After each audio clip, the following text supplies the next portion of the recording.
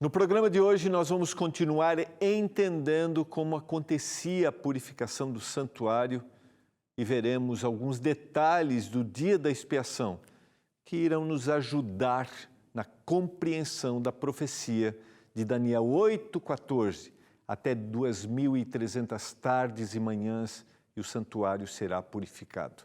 É agora no programa Escola Bíblica.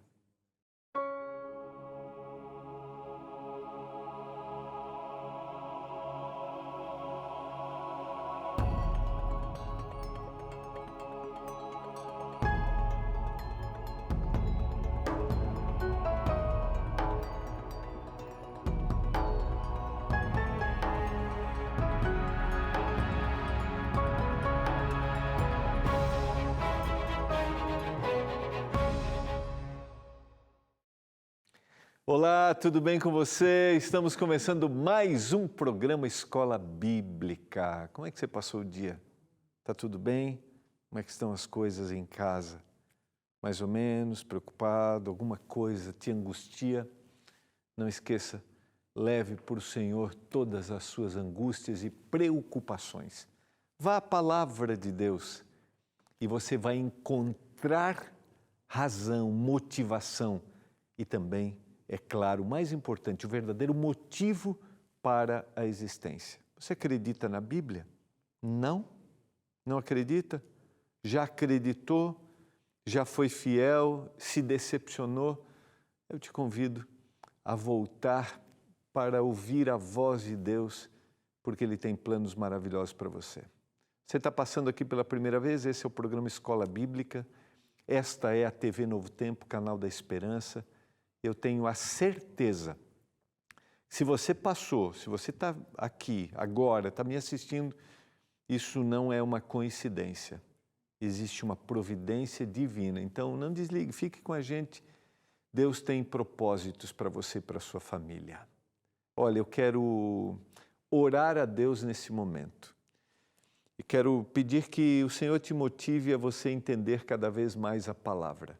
Eu vou orar por você, pela sua família, e daqui um pouquinho, depois da oração, a gente tem um convidado especial para falar sobre um tema hoje desafiador para a gente.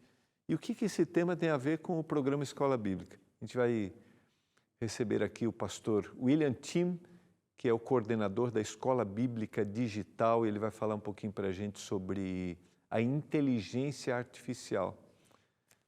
Vamos orar? Pai do céu, obrigado, porque estamos juntos para entender os teus propósitos para a nossa vida.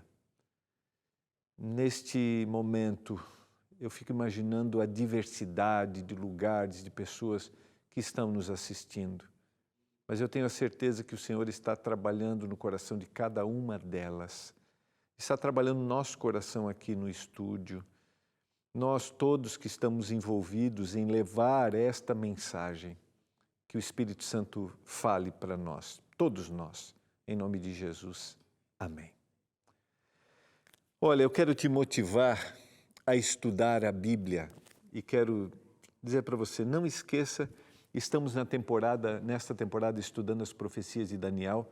Quero te motivar a ter o seu guia de estudos. É só mandar uma mensagem para o nosso WhatsApp, é o 12982444449 e você vai receber aí na sua casa gratuitamente o nosso guia de estudos. Isso mesmo, você pode baixar o PDF também, tá? Profecias de Daniel. A gente já está na lição número 11. Tá tudo bem, tá tudo bem. Todos os programas estão aí no NT Play, no YouTube, você pode voltar aos programas. E o mais importante, né?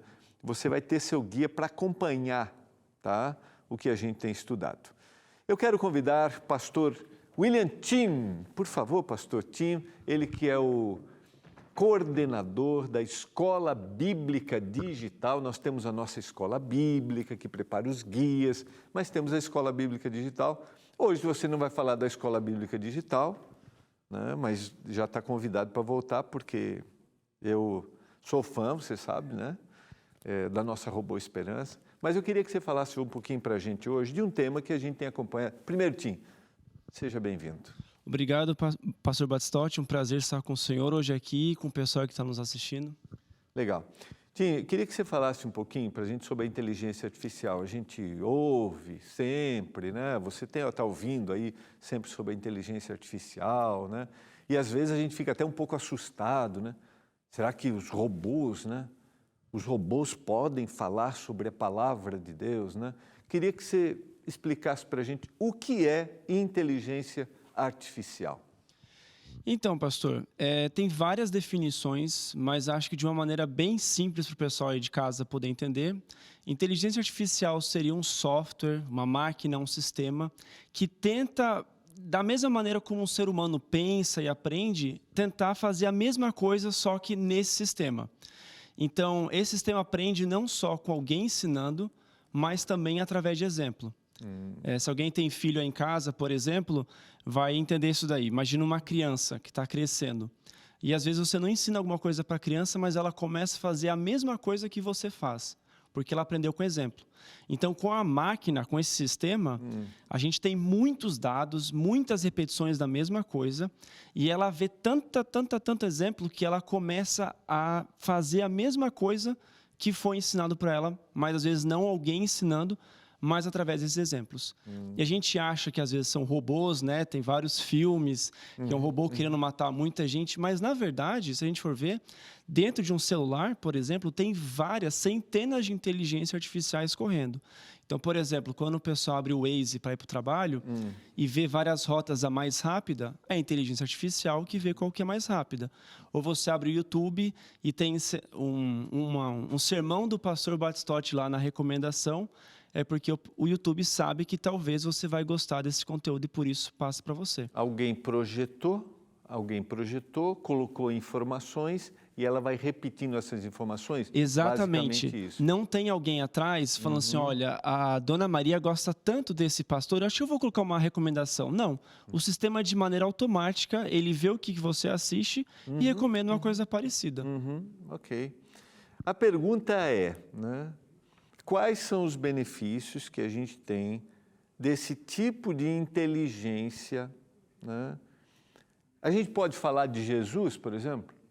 Com Pode certeza. usar para falar de Jesus? Com certeza. Nesses últimos meses, eu tenho visto várias ferramentas, iniciativas diferentes ao redor do mundo que estão utilizando essa tecnologia, mas em vez de fazer outras coisas ou com outros interesses, inclusive financeiro, mas para falar sobre Jesus. Daí é preciso de um pouco de conhecimento de quem trabalha e criatividade. E de nós, que não estamos desenvolvendo essas coisas, nós, as pessoas, daí é só querer, realmente esforço de querer utilizar isso para a pregação sobre o Evangelho. Você pode dar um exemplo disso para a gente? Sim. Ou um ou dois? Tem lugares que são muito perigosos de você ir pregar o Evangelho. Não é fácil você chegar lá e fazer a pregação do Evangelho. Só que você pode desenvolver sistemas, e tem pessoas que desenvolvem, que as pessoas podem fazer perguntas, tirar suas dúvidas, e pessoas desses lugares estão sendo alcançadas com conteúdo que talvez a gente não teria condições de levar um missionário por questões de segurança, ou por aí vai. E, inclusive, existem ferramentas que não são feitas para evangelizar, por exemplo, até o Google ou outras mais, mas que pessoas pesquisam e encontram a verdade, chegam em sites que são nossos, por exemplo, e elas foram alcançadas por ferramentas que não são nem evangelísticas, mas são de inteligência artificial também. Alguém que está nos ouvindo nesse momento, tá? Você poderia citar algum exemplo do que ele pode fazer, assim, que está mais acessível para ele? Tenho a inteligência artificial à minha disposição, por exemplo, no dispositivo, né? No celular. Exato. O que você tem algum exemplo? Por exemplo, onde eu trabalho com a esperança. Você pode estudar a Bíblia pelo WhatsApp, você pode fazer perguntas para ela pelo WhatsApp. A gente tem outros sistemas aqui da Novo Tempo que a gente está querendo colocar a inteligência artificial. Então, por exemplo, o ChatGPT, que muita gente comenta, né? Várias pessoas falam. Você pode pesquisar sobre tudo lá, inclusive conteúdos espirituais.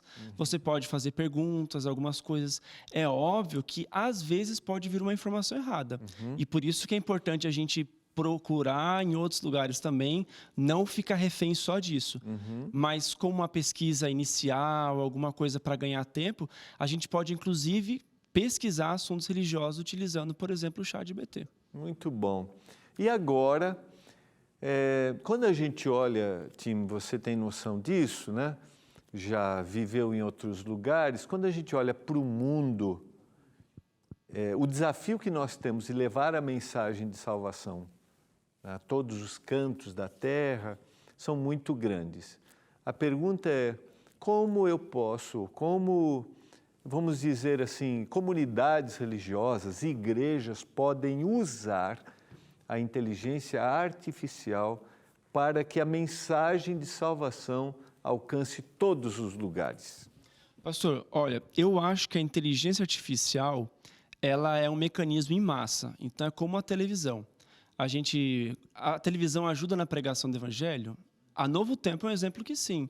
Então, talvez tenha alguém assistindo a gente de uma comunidade, de um lugar onde é difícil o acesso, mas está a pessoa com a televisão sintonizada aqui no Novo Tempo nos assistindo.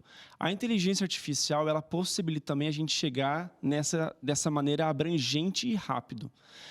Uma pessoa ou uma comunidade queira utilizar, qual que é o princípio, vou dizer, vai ficar até redundante, né? Princípio principal da inteligência artificial? Eu diria que são duas coisas: facilitar a comunicação e o conhecimento.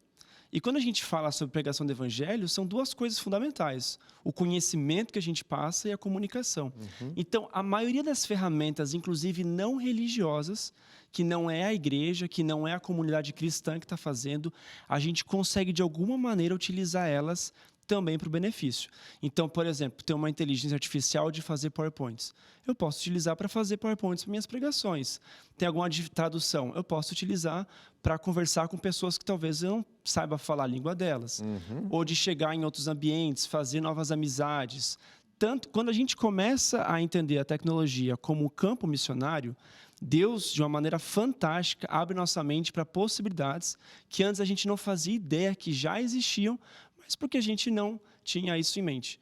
Eu acho que isso que você colocou da barreira linguística, por exemplo, que talvez seja... Barreira linguística é um grande desafio para a missão, né?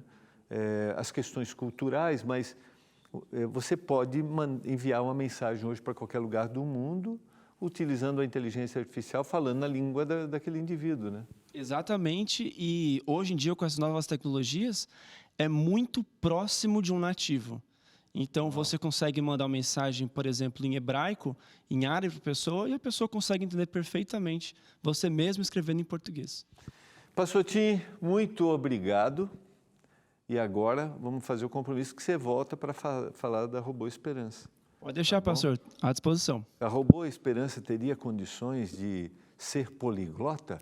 É uma pergunta que você guarda para quando você voltar, tá bom? Pode deixar, pastor. Obrigado. Que Deus continue abençoando muito o seu trabalho, que Deus te use poderosamente e use essa área de tecnologia aqui da Novo Tempo para que a gente leve a mensagem. Amém, Tá muito bom? obrigado. Valeu. Olha, é muito especial a gente poder entender que neste momento, no mundo inteiro, o Senhor está atuando, está usando, está trabalhando para a salvação. E o Senhor está usando a inteligência artificial. E quando a gente usa sabiamente, tudo se transforma numa grande bênção.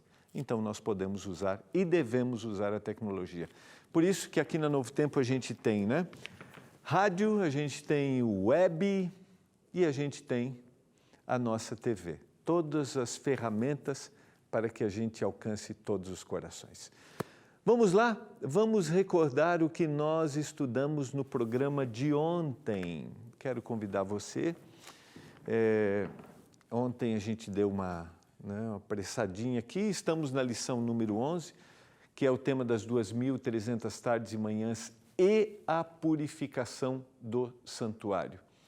A gente viu ontem que a purificação, os 2.300 anos, 2.300 dias, né? Tardes e manhãs se referem a dias, na profecia de dia-ano, a gente está falando 2.300 anos, o santuário seria purificado. Por isso, a gente fez aquelas perguntinhas, né? Quando começa esse período, a gente vai entender isso, quando termina, e qual é a relação com a purificação do santuário, ou seja, do ritualismo que existia. E eu quero voltar, eu estudei isso na semana passada um pouquinho, mas hoje com um pouquinho mais de tranquilidade e a gente detalhar. O texto que está em Êxodo capítulo 25, verso 8, se você for para esse texto de Êxodo, você vai ver que o contexto aqui, o Senhor está orientando, o Senhor está dizendo a Moisés que ele deveria construir o santuário, e me farão um santuário para que eu possa habitar no meio deles.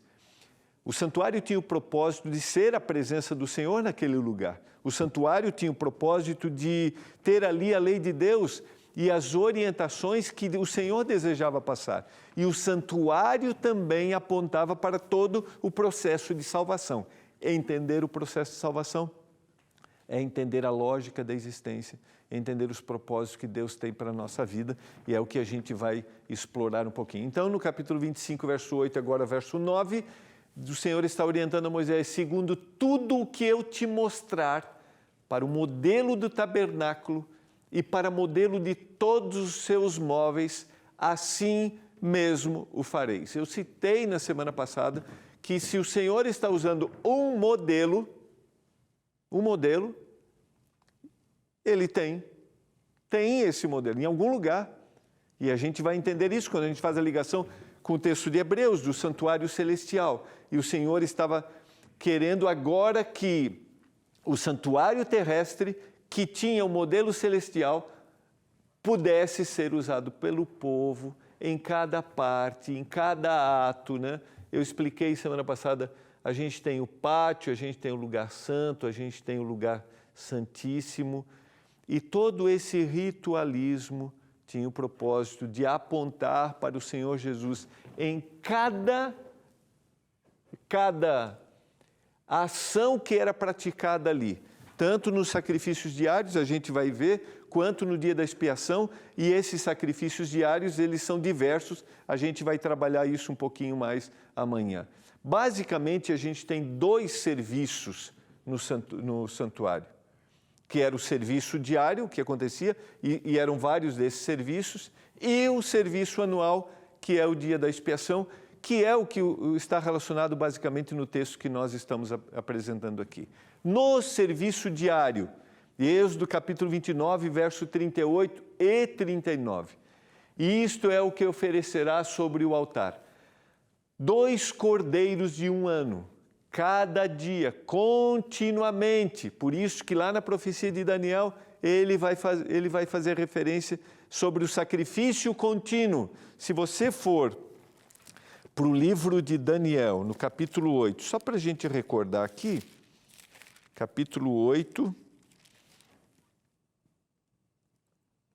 aqui, ó, verso 11, olha aqui, falando a respeito do poder religioso, ele engrandeceu-se até o príncipe do exército, dele tirou o sacrifício diário,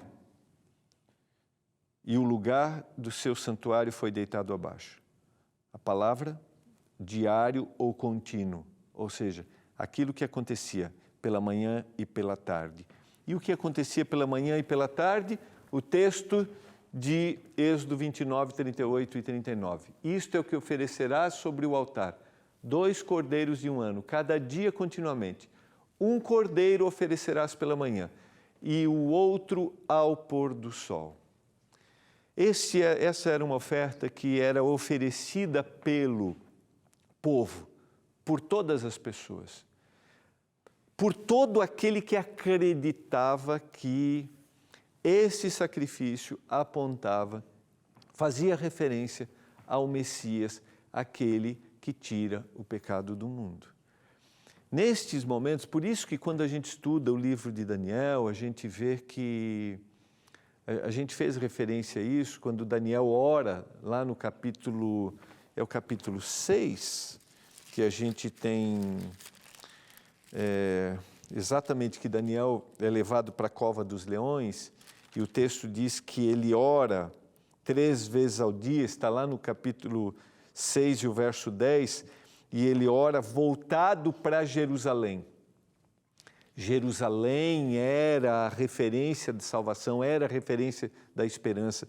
E o sacrifício da manhã e o sacrifício da tarde era estendido para todo o povo judeu, aquele que acreditava, aquele que aceitava esta verdade agora de que Jesus Cristo era o libertador, de que aquele cordeirinho apontava para o Senhor Jesus. Ele se voltava para Jerusalém naquele momento, sabendo que estava sendo oferecido um sacrifício para que ele, ao confessar os seus pecados, fosse perdoado.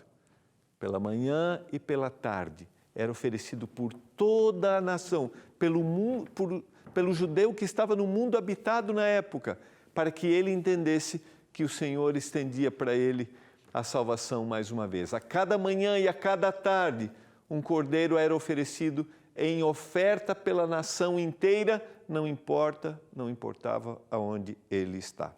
Vou parar aqui.